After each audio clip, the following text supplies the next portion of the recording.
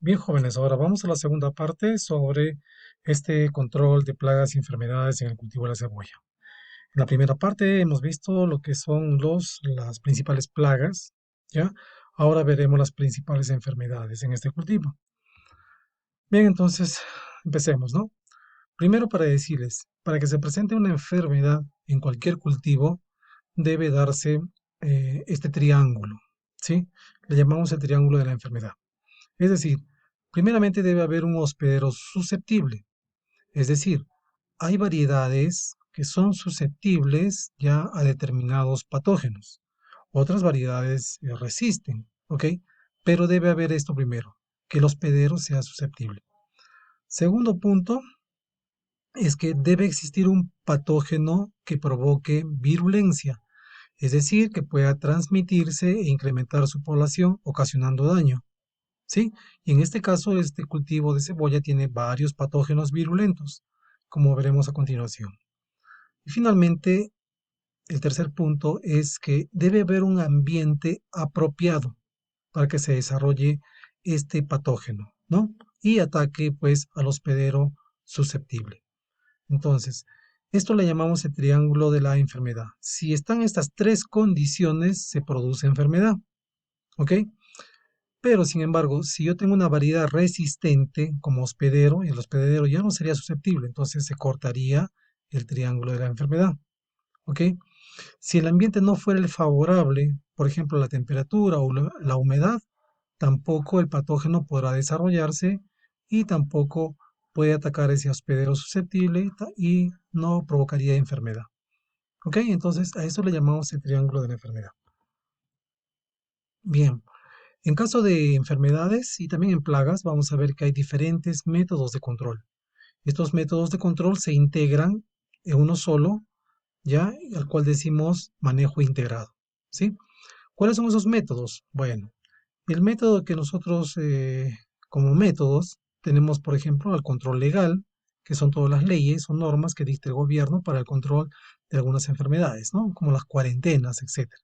Tenemos el control biológico, en la cual se hace uso de predatores, o sea, insectos predadores, insectos parasitoides o también hongos o bacterias o virus que atacan a las plagas. ¿Sí? Tenemos el control cultural cuando tenemos las diferentes labores culturales que se realiza como riego, fertilización, etcétera. Mediante esas labores también se puede controlar las plagas, ¿no? El control genético cuando se utilizan pues variedades resistentes, ¿no? A ciertas enfermedades o plagas. El control químico ya es un control que debe usarse solamente cuando se ha aplicado estos demás controles y no es sostenible pues controlar la plaga. Entonces recién se recurre al control químico, cosa que hacemos lo contrario acá, ¿no? Primero hacemos el control químico y luego utilizamos los demás controles, ¿no? El control físico es el uso pues, de aquellas características ambientales, por ejemplo, de una zona, ¿ya? Para controlar cierta plaga. ¿Ok? Entonces veamos, ¿no? En caso de manejo integrado de enfermedades, en relación a todos los métodos que he explicado, por ejemplo, para peronospora destructor, ya que es el famoso mildew, ¿ok? Para peronospora, generalmente se utiliza el control químico, ¿no? En caso de enfermedades foliares. En caso de enfermedades radiculares, como Fusarium, Rhizoctonia, etcétera, que son hongos, generalmente el control cultural permite controlar a esta enfermedad, ¿no? Luego le sigue el control químico. Entonces, esto hay que darnos cuenta que es muy importante utilizar los demás controles, ¿no? Los demás métodos, perdón, para controlar una determinada enfermedad. A esto el uso de varios métodos se llama manejo integrado. Como vemos en cebolla, el ataque de enfermedades está desde el inicio, ya desde la salida en almácigo, el trasplante, durante el desarrollo del cultivo, crecimiento vegetativo, el inicio de bulbificación y durante la bulbificación, ¿no? Entonces, las enfermedades atacan durante todo el periodo vegetativo, o llamado también durante toda la fenología de este cultivo. ¿Cuáles son las principales enfermedades? Pues tenemos aquí, ¿no? Primero los que habitan en el suelo. Los que habitan en el suelo, el primero se llama Poma terrestris, es un hongo que produce la enfermedad llamada raíz rosada. El otro hongo es Fusarium osteosporium, es la subespecie Cepae, ¿no? Este Fusarium, este hongo, produce solamente la pudrición del disco basal. Acuérdense, cuando vimos las partes de la cebolla, hablamos sobre el disco, ¿no es cierto? Que es el tallo reducido. Bueno, entonces ahí ataca. Sclerotium sepeviorum produce lo que llamamos la podredumbre blanca, ¿no? Ya lo veremos en las imágenes. Y finalmente tenemos los nematodos, que ya les dije que son anélidos o gusanos microscópicos, ¿no? Dentro de estos anélidos o gusanos tenemos a Meloidogine incógnita, que es el nematodo del nudo, y a Ditilenchus dixasi, que es el nematodo del ajo. Este es el más conocido, el Ditilenchus dixasi, ¿no? Que tenemos en los suelos de la joya.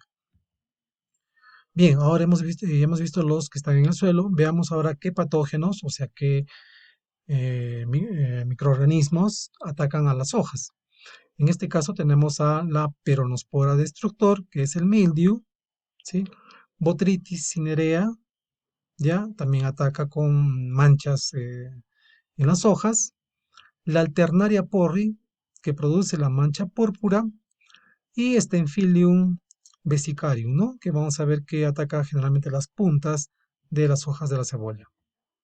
Bien, veamos entonces los hongos del suelo. Este es Poma terrestris. Poma terrestris es un hongo que produce pues la coloración rosada en las raíces, ¿no? Como estábamos observando aquí. Los síntomas es pudrición de las raíces. En la pudrición se observa este color rojo a rosado y hay una muerte regresiva, es decir, de la parte alta hacia la parte basal. Empieza a morir la planta. ¿Qué condiciones favorecen a este hongo? Pues la temperatura entre 24 y 28 grados centígrados y un exceso de riego, ¿no? Alta humedad en el suelo. Va a provocar raíz rosada. ¿Qué otros hospedantes tenemos? Generalmente ataca a varias especies, no es específico solamente de cebolla, ¿no? Ataca a varias especies más. Pasamos. Veamos ahora el Fusarium osteosporium, subespecie Cepae, ¿no? Que produce la pudrición del disco basal. Entonces, el disco basal está acá. Acuérdense que esto era el tallo reducido y este es el disco basal. Entonces, este hongo ataca este nivel del disco, ¿no? Entonces, no solamente, bueno, ataca desde el inicio, ¿no? Desde que se hace el trasplante, ya empieza a atacar en la bulbificación también, como ven aquí, ¿ok? Miren, desarrollo, no hay desarrollo radicular, se caen, las raíces son muy débiles, ¿no?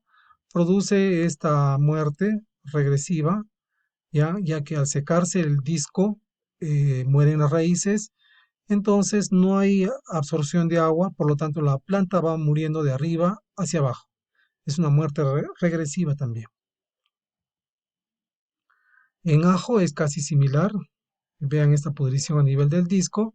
Eso ocasiona el taponamiento. Lo que las raíces absorben no pasa, ¿no? No pasa por el disco. Entonces va muriendo las raíces y tampoco, al no pasar sustancias nutritivas hacia la parte superior, pues va muriendo de arriba hacia abajo, ¿no? Entonces vean los daños que se ocasionan en cebolla. ¿Cuáles son las condiciones favorables para Fusarium? Temperaturas altas, 25 a 28, ¿no? Alta humedad, o sea, exceso de riego en el suelo. Y algunas heridas que ocasionan los nemátodos, ¿no? Eso vamos a ver posteriormente. ¿Qué hospedantes tiene? Bueno, ataca cebolla, ajo, poro, cebollitas chinas. Este sí es específico para las liliáceas o las aliáceas, ¿no? En caso de cebolla. Ahora, veamos el otro hongo, Sclerotius epiviorum. Produce la podredumbre blanca. Las condiciones favorables es cuando las temperaturas bajan de 14 a 18, ¿no? Entonces hay ciertas temporadas, por ejemplo, ahora si bien estamos en primavera, pero ha habido una caída de temperatura, ¿no? Hay algunos que han sembrado cebolla, entonces puede que se ocasione este problema de podredumbre blanca, ¿no? Tienen que tener bastante cuidado. Es podredumbre blanca porque observamos cierta marchitez aquí en las hojas de la cebolla, entonces al extraer la planta Ya observamos esto, ¿sí? El crecimiento del hongo, así como manchas blancas, ¿no? Posteriormente se vuelven negro.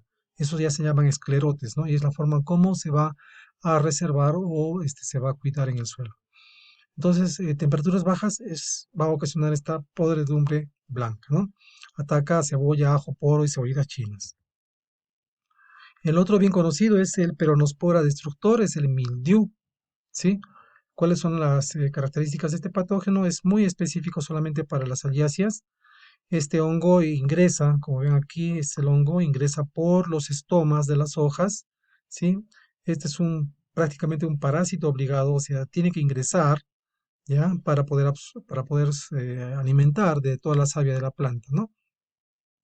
¿Qué factores le favorecen? La temperatura de 20 a 22 grados, la humedad relativa alta, mayor al 95% en la zona, y que pues haya agua libre sobre el follaje, ¿no? En caso de los que riegan por aspersión, tienen mayor problema de peronospora, ¿no? Y para eso hay que controlar anticipadamente. Bien, peronospora, como ven ahí, va a provocar, una vez que el daño ya se observa, observamos este tipo de manchas ya en las hojas, ¿no? Observen este tipo de manchas. ¿Ok? En algunas ocasiones se observa la presencia del hongo, que es un signo, como ven aquí, ¿sí? Y esto puede provocar también que gran parte de los tallos tiendan a doblarse, ¿no? Pero lo clásico son estas manchas blanquecinas, apajizas en el tallo. ¿Ok? Miren, observen, ¿ya? Y este es un daño fuerte por peronospora, ¿no? ¿Ok? Bien, hay otras manchas foliares que ocasionan, ¿no? que son ocasionadas por otros hongos. Por ejemplo, tenemos botritis, ¿ya? Botritis va a ocasionar, pues, manchas. Por ejemplo, ¿qué factor favorece? Temperaturas entre 14 y 25, la humedad que sea mayor al 80% y que haya agua sobre el follaje también, ¿no? Entonces, este es el tipo de manchas que ocasiona botritis, ¿sí? Esto, ¿ok? Son manchas a nivel de las hojas.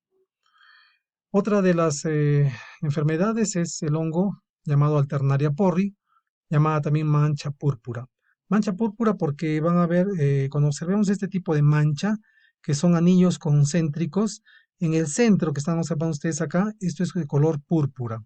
¿Ok? Miren, es color púrpura. Pero es fácil distinguirlo porque son manchas concéntricas, a diferencia de otras, ¿no? No sé si se logran notar acá las concéntricas.